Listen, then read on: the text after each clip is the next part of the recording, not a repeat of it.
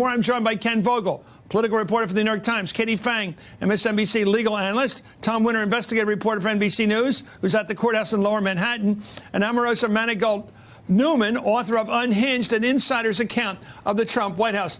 Omarosa, I wanted you on tonight because you've been very close to these men. You've been very close to Trump, very close to Cohen, to Michael Cohen, who's now sworn under oath the president was a criminal with him in terms of using money to shut up women so it wouldn't hurt his campaign. In other words, it's a campaign expense, a criminal law violated. They concealed it. It's now come out that it was done purposely as a concealed matter to help his campaign. This is a crime.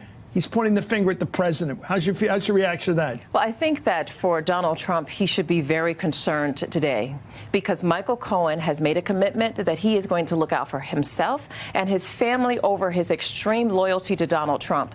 I mean, we all knew that this was going to be used as a hush money kind of payment from campaign finances. You knew at the time? Oh, we knew.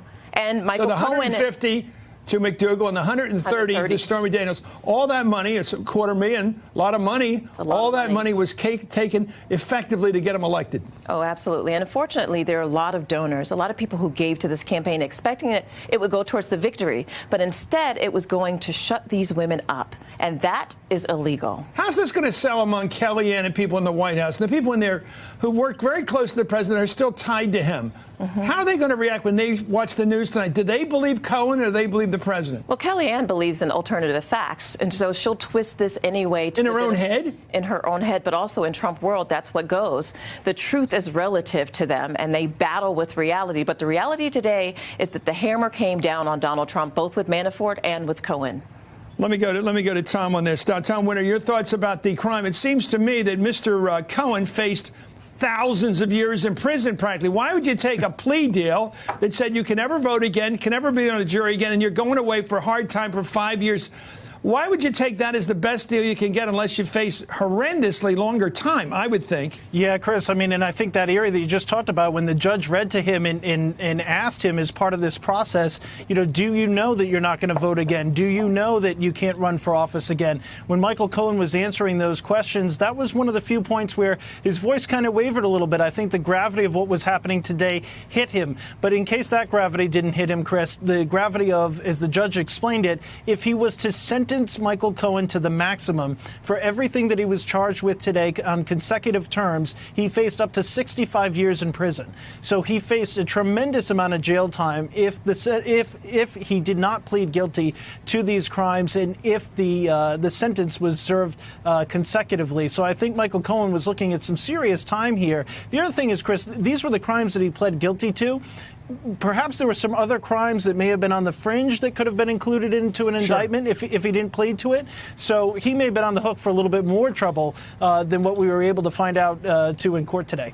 Let's get into the heart of this thing involving the President of the United States. It's why we're covering this case. It's the President of the United States involved. He's been figured as a felon here. And the question is, there's interpretation here. In other words, we're listening now to a man under oath, Michael Cohen, who knew the president. He was his fixer, his lawyer, saying under oath, swearing that the President of the United States paid that money to those two women that he had the relations with, 150 and 130K total. He did that money as a campaign contribution. In other words, he has to know that that was the motive of the president, not to pay off women so his marriage would be intact or the usual attempt to just make your life seem cleaner than it is, but to get himself elected. How do you explain that in court? That's an amazingly particular charge that gets to the heart of this president's lack of credibility. Exactly. I'm so thrilled you honed in on that specific part of it, because this is not just a payoff. This absolutely has to do with the campaign itself. And, you know, Chris, when you have something like this and you say, well, you know, could Michael Cohen one day perhaps testify to something involving the president of the United States?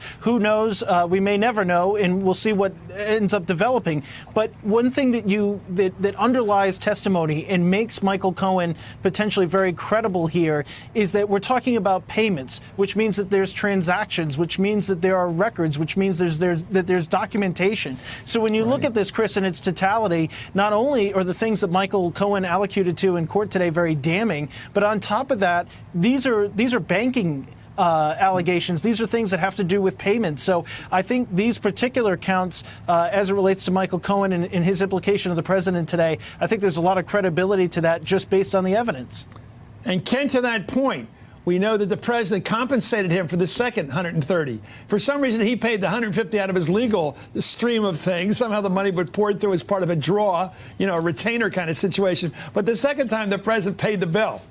Yeah, and that's where you get the coordination. It's not just, there's two counts here. One is an excessive contribution from Michael Cohen. The 150. The other is a corporate contribution, also excessive, also illegal. You get kind of the 1-2 punch there. Now, what I think that you talk about Michael Cohen's credibility, and we don't know what kind of additional proof beyond just his allocution and his sworn testimony he may have, but we can expect the Trump folks to come after that and say, no, he misunderstood that, he did that on his own, or he's mischaracterizing that. And so a lot will come down to his credibility, provided he doesn't have some kind of communication that might show definitively why this was done to further a federal campaign. Well, let's go back to Katie Fang. Thank you for joining us with your expertise. I mean, the question for most of us who grew up during the Watergate, and I did went through it, we were all aficionados of Watergate, co-conspirator. It sounds like it. What do you make of it in this case? The President of the United States was one of the people who was forking over the money to keep the woman quiet so he could get elected president as a part of a concealing effort in violation of federal laws and requirements.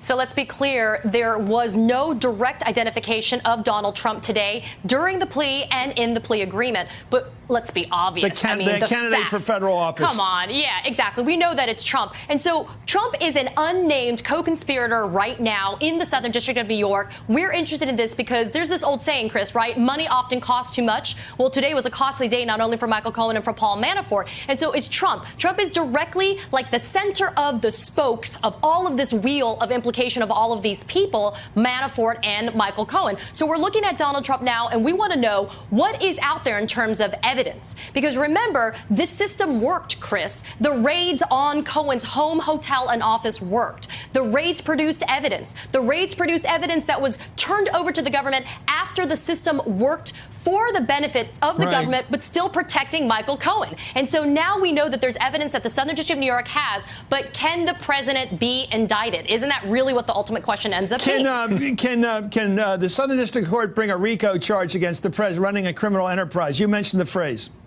Yeah, so here's the deal. The president, a sitting president of the United States, DOJ guidelines currently say you shouldn't and you won't be indicting the current president of the United States. Doesn't mean he can't be indicted after he sits in office. But the idea, Chris, is that Congress can impeach the president if the acts by the president are bad enough. And so why would a grand jury sitting there indict a president? But I mean, talk about indictment in the court of public opinion. You can't get any more close in terms of a guilt by association than the words that came out of Michael Cohen's mouth today under oath.